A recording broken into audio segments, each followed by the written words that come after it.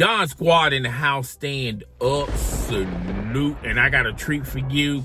This is what I call one of my favorite segments of my channel. Is called Stories from Retail.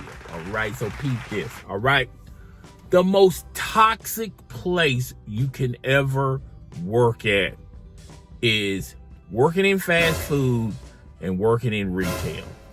And examples of fast food, like if you work at Wendy's or at McDonald's, Burger King, fast food in general, or retail stores such as Walmart, Target, Kroger, Albertsons, Publix. It really doesn't matter the label that's on the building, because it's a toxic environment. Okay. And I have experiences on both sides as a customer and as a worker. And let me tell you something. Working in fast food and in retail is like doing time there. Okay. It's not a job. It's like you're doing a bid. It's like you're doing a prison sentence. Okay. Of retail and fast food. Okay. So I'm going to give you my reasons why it's a toxic environment. It's a toxic environment. Before I begin, please share this video, subscribe to the channel, and hit the notification bell so it'll let you know when my next video or live stream goes down. Okay, please comment in the comment section of the most toxic workplace you ever experienced. Okay, just comment down below. Working in retail or in fast food, you have to understand your surroundings. You have to understand the people that you're going to be working for.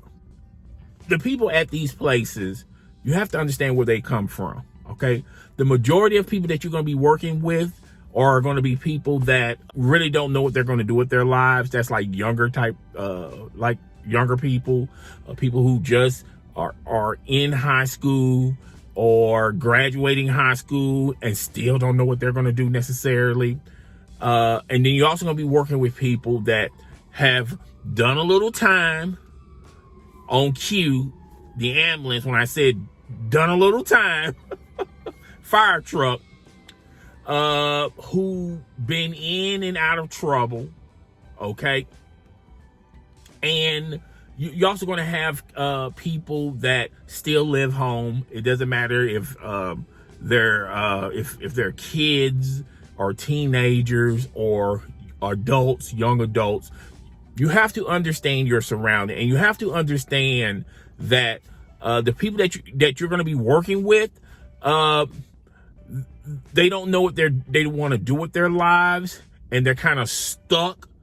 And, they just believe that, maybe working in retail is, and a lot of people come with this mindset, and it really doesn't matter if you're young or old. When they start working in retail or fast food, the first thing that they say is, this is a temporary gig. Okay. I'm not going to be doing this for like 5 to 10 to 20 years. And those are the general ones that stay there for like 10 plus years at a job they do not like. Why do they stay there? Because they know the reality in the situation that they're in. They're not smart enough to go to a college, or too scared to go to college. They don't want to go to the military, because the military has this image of, this drill sergeant getting in your face and you're going to have to do what he says. People do not like other people telling them what to do. But in reality, when you look at society, people are doing that anyway. They're just not being aggressive with it. You can't break any law, so you have to do what the police tell you to do, right? If you at retail or if you are in fast food, there's going to be a shift manager or store manager that you may not like, but you still got to do what they tell you to do, right? Okay. So a lot of people just go ahead and say, okay, this is going to be a temporary gig, and it ends up being a long bid. All right. So right out the gate, you got people that are working there, but they really don't want to be there. If that makes any sense to anyone that's watching this video, you don't want to be there, but you're there. Another thing about retail and fast food is you have a lot of downtime. Okay. Yes, there are rushes. Yes, there are going to be moments where you're going to be super busy. Yes, there are holidays or the eve up to that holiday or the week of that holiday. Yes, they're going to be busy. Okay. But nine times out of 10, 365, you're going to have lapses where really not much is going on. It's just too much time twiddling your thumbs, because eventually people, they want to be entertained. They want to get to know people. You know, we as human beings, we're nosy to an extent. Okay. We start talking about, we start talking to one another, the things that they like, the things that they like to do, you know about it. The things you like to do, they know about it. You know the good, the bad, and the ugly about someone. All right. And at first, you get along with it. Later on, you kind of put up with it. But as the years go on, it starts to be sickening. You just can't stand this individual. And you start treating it like a relationship. Like you actually are in a relationship with this person. Okay? Like you're in a marriage with this person, because you're going to be with this person 8 to 10 hours a day. Okay? You're going to be with this person more than your significant other. Okay? When you start doing time, and as the years go on, and like the core people still stay the same, eventually, you know, you're going to be like an old couple.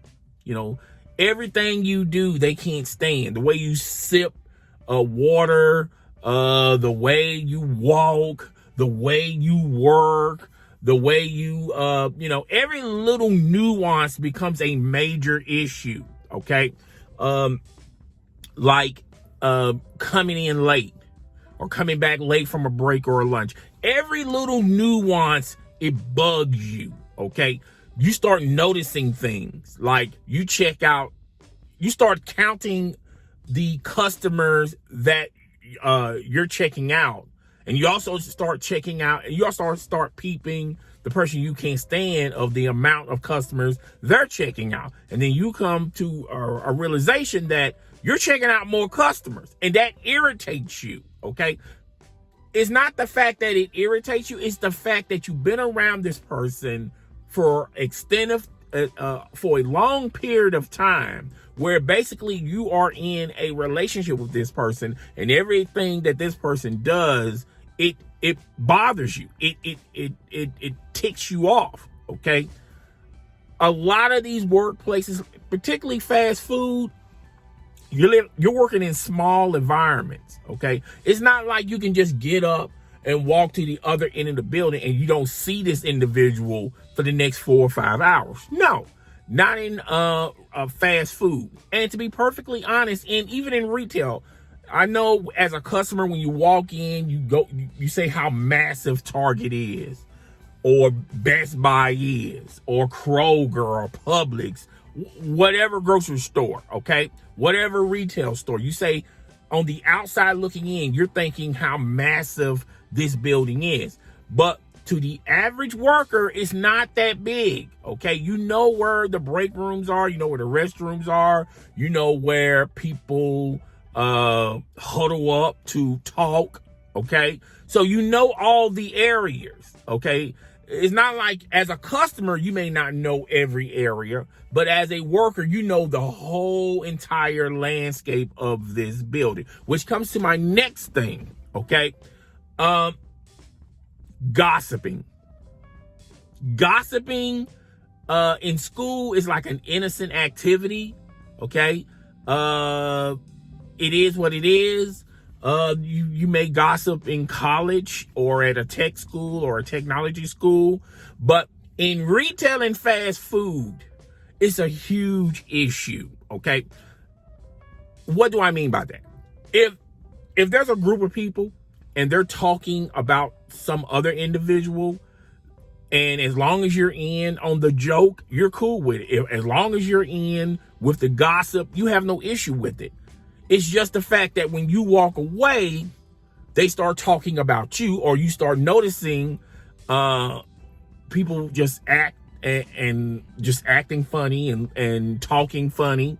Basically, and or when you walk up into the group, everyone stops talking. That's a pure indication that they're talking about you. When you walk up into a group of people and they stop talking, chances are they were talking about you. Okay, gossiping is a deal breaker. It's always in these type of settings. It's always in retail stores and fast food. Now, I know people are going to comment in the comment section. They're going to be chatting away. Well, they gossip in the office space. They gossip in corporate America. That's not what I'm saying.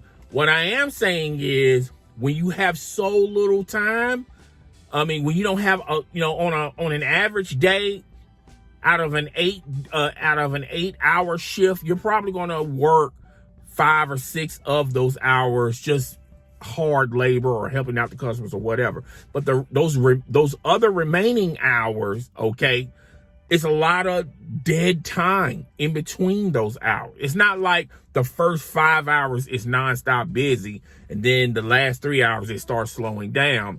Then you can it wouldn't be a big issue. But sometimes in some of these workplaces, they may have an hour rush, a 2 hour rush, a 30-minute rush. Okay. And then it's dead for like 2 to 3 hours. That's 2 to 3 hours of dead time. Okay. Now there's going to be a lot of proactive people. There's going to be a lot of managers and supervisors are also going to be typing in going like, well, on those slow times, then maybe maybe they should be doing other things. Maybe they should clean up their area. Maybe they should be helping other departments. Okay. You can only do that for so long.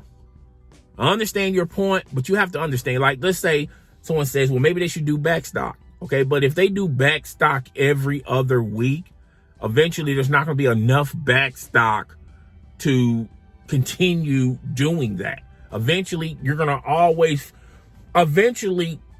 dead time is going to always be dead time. The thing I want to talk about is if you figured out your life, okay, if you know exactly what you're going to be doing in college, you know exactly what major you're going to be doing in college, or you already done figured out when you get out of high school, you're going to be working at this job. You just got to you're just going to have the summer off. There's a job already made for you. It's a career. It's not a job. It's a career. All right. You got your future career waiting for you at the end of summer. All right. Or if you're going to the military, or if you're going to be heavily involved in religion, you might start becoming a nun or a preacher or whatever. Okay. If you already got your life established and you know what drives you, you know what you're passionate about, and you already figured out your life, I'm here to tell you the one thing you don't want to do is spend a long length of time in fast food and retail. Okay. Because it can drive you crazy. The people that you're going to be working with, eventually they're going to find out a lot about you, and they're going to find out that you got your whole life figured out. You're going to college. You figured out what major that you're going to be involved in. And those people, even though they're going to smile in your face, I'm telling you, you take it from me. I'm telling you, they're going to be resentful. They're going to be jealous. They're going to be envious because you got your whole life mapped out and planned out like you're supposed to. Everyone should have their life mapped out and planned out. Okay. You just shouldn't just Well, here goes nothing when you graduate from high school and you don't know what you're going to be doing. A lot of those people are going to be envious and mad and jealous about how you got your life together and they still haven't figured out their lives. Okay.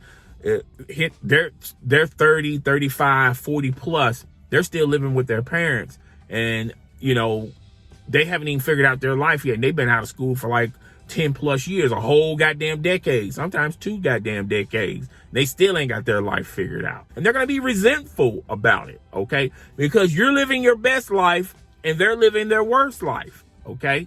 So, that's another thing about, retail and fast food. Okay.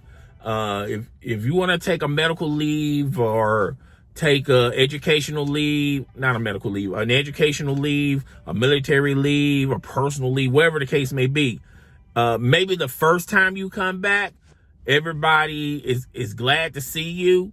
All right. And everything's okay. But then, when Christmas and Thanksgiving and it's time for you to return back to doing what you was doing, after a while, people are going to start feeling resentful for you. And I know it's sad for me to say that, but that's just reality of, us as humans. Okay. We start resenting other people's accomplishments and other people's success. That's just my 2 cents about it. This may not be a popular video, but I felt like it was something that was needed for me to put out there in YouTube. The do's and don'ts about retail. If you guys like stuff like this, depending on the views and depending on the likes and depending on the engagement, I will continue to do them on a constant level. Anyway, it's your boy, the host with the most. I'm Chris Don One. I'm up out of here. Salute.